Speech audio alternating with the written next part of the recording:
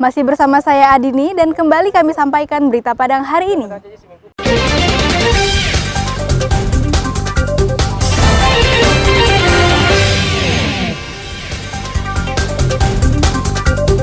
Perahu terbalik dihantam gelombang. Seorang pemancing terombang-ambing di laut.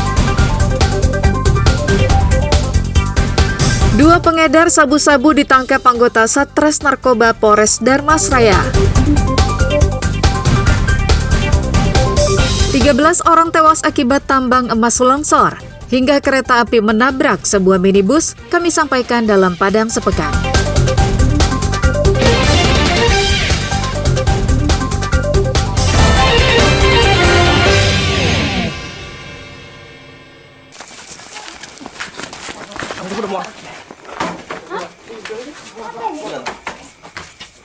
Tim Satres Narkoba Polres Darmasraya menangkap dua pengedar sabu-sabu di dua lokasi pada Senin malam. Pertama adalah Velman Reflan, alias Koyo, ditangkap di Jorong Buki Bajang, Nagari Kota Baru, Darmasraya. Polisi kemudian mengembangkan kasusnya ke sebuah rumah di Kampung Pangian Bawah, Kecamatan Asam Jujuhan, yang merupakan daerah perbatasan Sumatera Barat dengan Jambi. Di tempat ini, polisi menangkap seorang pengedar sabu-sabu lainnya, yakni Ujang Effendi, alias Kale, yang berusia hampir setengah abad. Selama proses penangkapan, istri tersangka terus-menerus berusaha menghalangi polisi. Namun polisi tidak menggubrisnya dan tetap memeriksa tersangka dan mencari barang bukti. Di rumah Kale, polisi menemukan 20 paket kecil sabu-sabu siap edar dan puluhan plastik pembungkus, serta 1 kotak peralatan untuk mengonsumsi sabu-sabu. Dan setelah dilakukan penghentian dan penyidikan, dilakukan penangkapan terhadap saudara Kale di lokasi atau TKP perbatasan antara Provinsi Sumber dan Jambi, atau khususnya di Desa Perkembangan. Dan dari hasil penangkapan tersebut ditemukan 20 paket narkoba jenis sabu-sabu. Kedua pelaku dijerat Undang-Undang Nomor 35 Tahun 2009 tentang narkotika dengan ancaman kurungan paling lama 20 tahun penjara. Eko Pangestu melaporkan dari Darmasraya.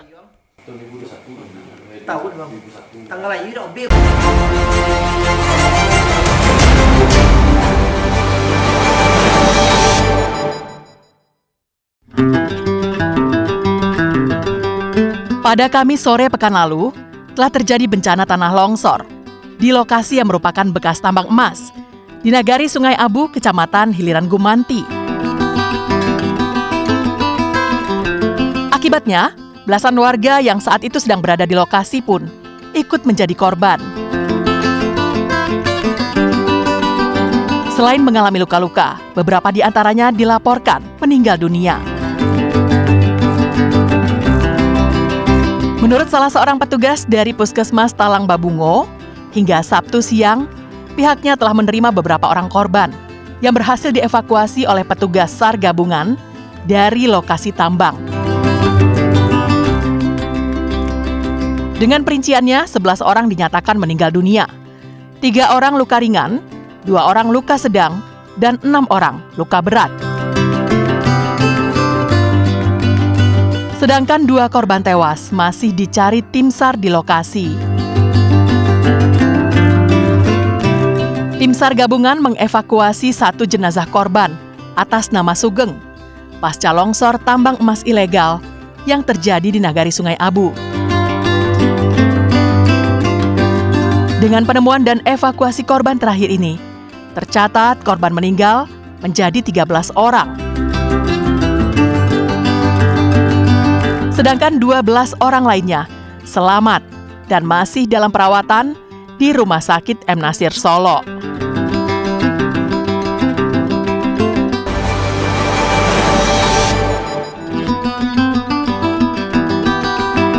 Puluhan warga Jorong Baru, Padang Tarok, Kecamatan Kamang Baru, Sijunjung, memenuhi Pengadilan Negeri Sijunjung pada Kamis pekan silam. Kedatangan mereka untuk memberi dukungan moral kepada terdakwa Pen Rizal yang merupakan warga Jorong Baru. Pen Rizal menjadi terdakwa atas laporan Purnama, seorang pengusaha tambang emas. Kasusnya bermula ketika Pen Rizal mengadang kendaraan alat berat milik Purnama yang hendak membuang tanah urukan di lahan milik Pen Rizal. Namun tindakan Pen Rizal di atas lahannya sendiri dilaporkan ke polisi oleh Purnama sebagai tindakan menghalangi jalan umum. Sidangnya pun cukup aneh. Sidang yang bersifat terbuka untuk umum itu tidak boleh diliput wartawan. Bahkan warga Jorong Baru pun tidak boleh masuk ke dalam ruang sidang. Pintu dijaga ketat pegawai pengadilan.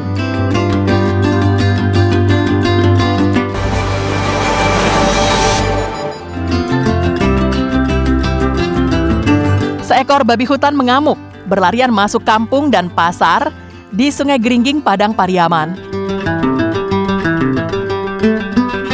Babi liar ini bahkan masuk ke rumah-rumah penduduk.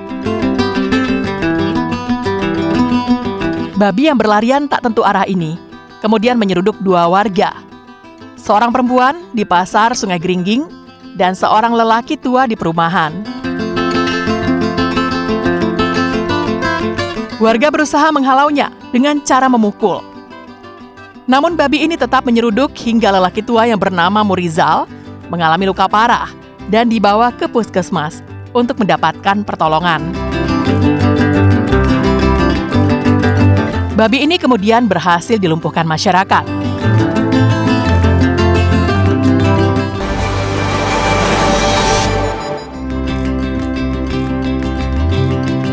Masih ingat dengan peristiwa tawuran di Lubuk Begalung yang menyebabkan seorang pelajar putus tangannya akibat sabetan senjata tajam?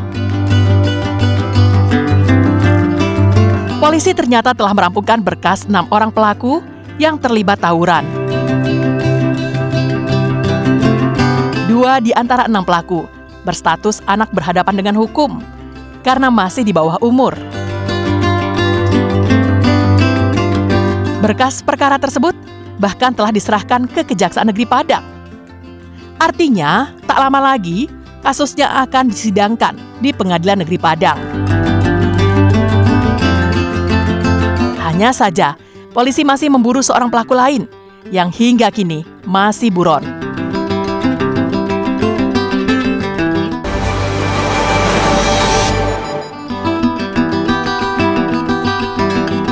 Kereta api wisata Sibinuang menabrak sebuah minibus yang hendak melewati perlintasan kereta api tanpa palang pintu di Desa Pau Timur, Pariaman. Minibus itu terseret beberapa meter dan mengalami kerusakan cukup parah di bagian depan. Beruntung pengemudi mobil selamat dan hanya mengalami luka ringan. Kecelakaan ini terjadi saat kereta api yang berasal dari stasiun Naras menuju stasiun Pariaman. Selain sempitnya jarak pandang di perlintasan sebidang ini, kecelakaan terjadi diduga karena pengemudi minibus tidak mengetahui adanya perlintasan ini hingga lengah saat kereta api akan lewat. Menurut data di PT Kereta Api Divre 2 Sumbar, ada sekitar 300 perlintasan liar di jalur kereta api di seluruh Sumatera Barat yang tidak memiliki palang pintu. Meski mempunyai jalur yang pendek, serta frekuensi perjalanan kereta api yang hanya di bawah 10 kali perjalanan dalam setiap hari, namun kecelakaan kereta api di Sumatera Barat merupakan yang tertinggi di Indonesia. Beberapa dari kecelakaan itu menewaskan korbannya.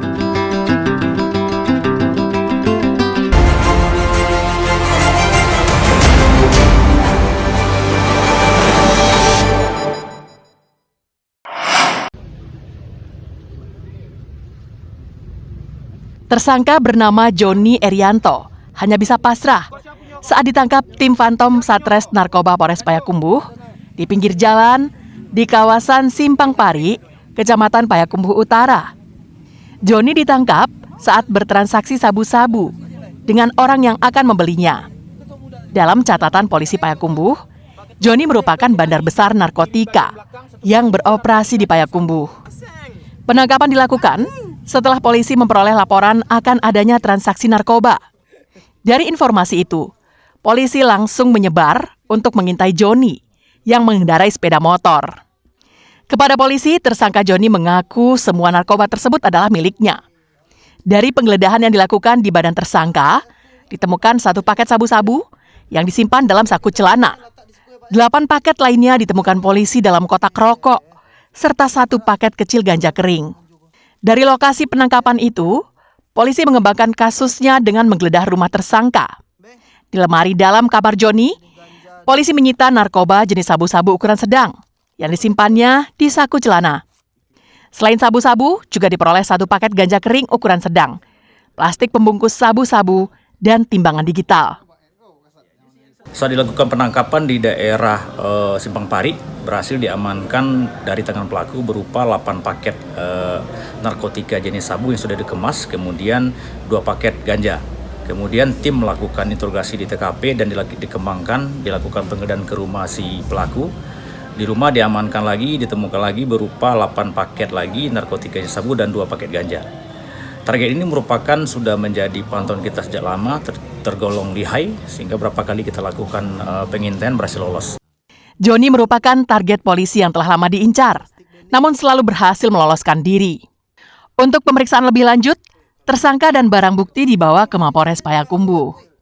Ikhlasul Ihsan melaporkan dari Payakumbuh.